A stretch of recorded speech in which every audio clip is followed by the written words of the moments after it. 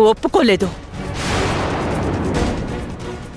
నన్నెదిరించే ధైర్యాన్ని, నాకు మించిన పొగర్ని ఫస్ట్ టైం చూస్తున్నాను. ఆ భూమి అంత సులభంగా ఒప్పుకోదని నేను మొదటి నుంచి అనుకుంటూనే ఉన్నాను.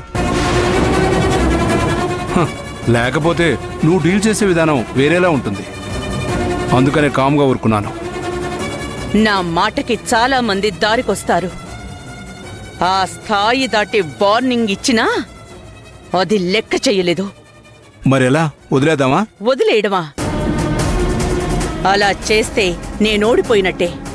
అది ఒప్పుకోవడం లేదని ఒప్పించడం మానేస్తే ఇన్నాళ్ల ఈ రుద్రాణి పేరుకది మచ్చలా మారిపోతుంది.